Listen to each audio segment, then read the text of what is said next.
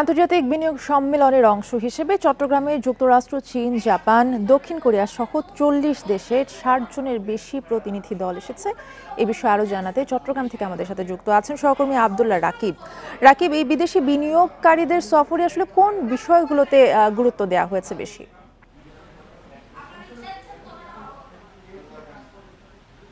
Bundle থাকলে প্রতি সেনমানিতে টাকা বাঁচবে। বিকাশ সেনমানি বান্ডেল কিনে জিতুন প্রতি লেনদেনে।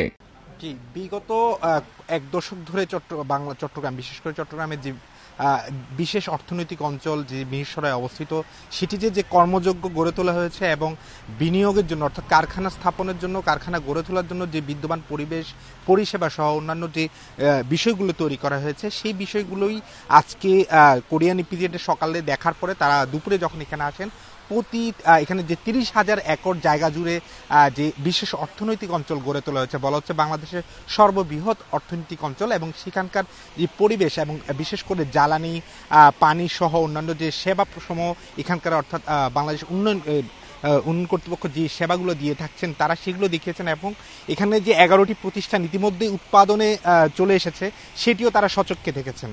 ফলে বিনিয়োগকারীদেরকে আকৃষ্ট করতে বেজার পক্ষ থেকে যে ধরনের কর্মতৎপরতা ছিল তারা বলছেন তারা সেদিক থেকে অনেকটাই সফল এবং আমরা বিনিয়োগকারীদের সাথেও কথা বলেছি, তারাও বলছেন তারা এখানকার যে বিশাল কর্মযোগ্য এবং যে উৎপাদন ব্যবস্থার দিকে যাওয়া প্রতি কারখানাগুলো সেটিকে দেখে তারা ইতিবাচক বলছেন এবং তারা বলছেন যে বিনিয়োগের যে শুরুর যে প্রক্রিয়া এবং যে চিন্তাভাবনা সেটি তারা ইতিমধ্যে শুরু করেছেন। তো যদিও এটি একটি লম্বা প্রক্রিয়া এবং কয়েক রকমের পদ্ধতি প্রক্রিয়ার মধ্যে দিয়ে যেতে হয়, ফলে তারা এটিকে প্রাথমিক চিন্তাভাবনায় রাখছেন যে বাংলাদেশের মিরসরাই যে বিশেষ অর্থনৈতিক অঞ্চল সেখানে বিনিয়োগের একটি সম্ভাবনা তারা দেখছেন এবং সেটি ইতিবাচকভাবেই দেখছেন।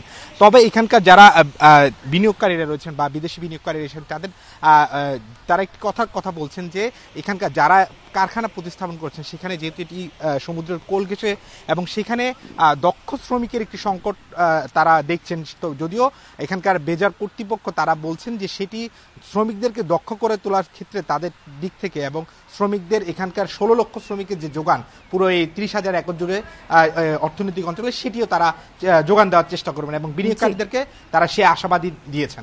ধন্যবাদ আপনাকে। আব্দুল্লাহ রাকিব জানাচ্ছিলেন চট্টগ্রাম থেকে।